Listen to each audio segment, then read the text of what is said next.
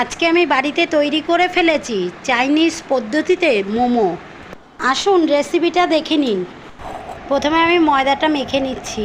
নুন আর তেল দিয়ে আমি আগে শুকনো মেখে তারপরে জল দিয়ে আস্তে আস্তে মেখে নিচ্ছি। এই ময়দার ডোটাকে আমি মেখে আধ ঘন্টা আমি রেস্টে একটা জারের ভিতরে আটকে রাখবো। এবার আমি কিমাটা তৈরি করে নিচ্ছি। দেখেন আমি চিকেনটা এনেছি, এনে ধুয়ে আমি কি সুন্দর কুচি কুচি করে একদম কিমা করে নিয়েছি।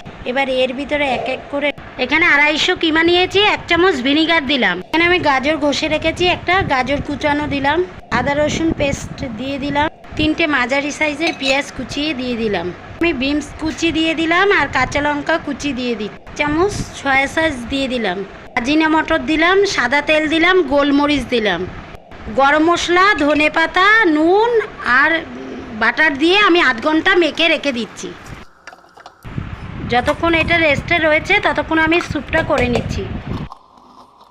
কড়াইতে তেল দিয়ে আমি পেঁয়াজ দিয়ে দিচ্ছি। এবার আমি আদা কুচি দিয়ে দিচ্ছি, গাজর দিয়ে দিচ্ছি, বিনস দিয়ে দিচ্ছি, টমেটো আর কাঁচা লঙ্কা দিয়ে সয়া সস, ভিনিগার আর গোলমরিচ দিয়ে নেড়ে নিচ্ছি। এবার নুন আর চিনি দিয়ে আমি নেড়ে চেড়ে পাশে জল ফুটানো আছে তার ভিতর ঢেলে দিচ্ছি।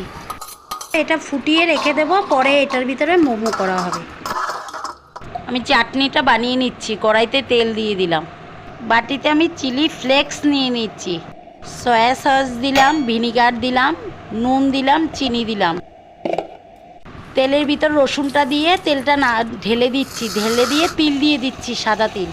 এবার এটাকে নেড়ে চেড়ে ঢাকা দিয়ে রেখে দিচ্ছি। তৈরি হয়ে গেছে চাটনি। এবার ময়দাটা বের করে আমি লেচি করে নিচ্ছি, লুচির মতো বেলে নিয়েছি। এক এক করে কিমা ভরে আমি মোমো শেপ করে নিচ্ছি।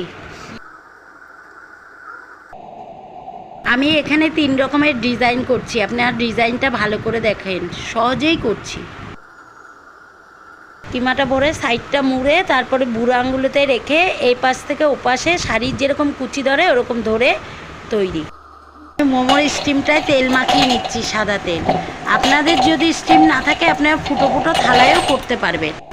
এবার স্যুপের উপরে এটা বসিয়ে দিয়ে আমি এক এক করে মোমোটা সাজিয়ে দিচ্ছি। একটু ফাঁকা ফাঁকা করে দেবেন, ফুলে উঠবে তো। এবার আমি ঢাকা দিয়ে 5 মিনিট হাইয়ে করে দেবো গ্যাসটা, তারপরে 10 মিনিট সিমে করে দেবো। এবার সামান্য কর্নফ্লাওয়ার গুলে নিচ্ছি।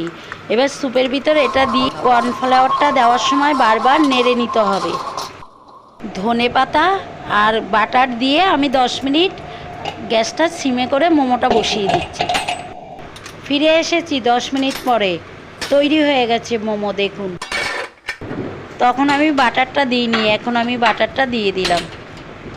দেখুন, এবার আমি এক এক করে মোমো তুলে নিচ্ছি প্লেটে। দেখুন কিভাবে আস্তে আস্তে তুলবে। মোমো চাটনি স্যুপ তৈরি হয়ে গেছে। স্যুপটায় আমি পরে গোলমরিচ আর বিট নুন দিয়ে নিয়েছি। প্রিয় দর্শক, আপনারাও বাড়িতে সহজে তৈরি করে ফেলুন মোমো। ভিডিওটা ভালো লাগলে লাইক আর সাবস্ক্রাইব করে দেবেন, শেয়ারও করে দেন।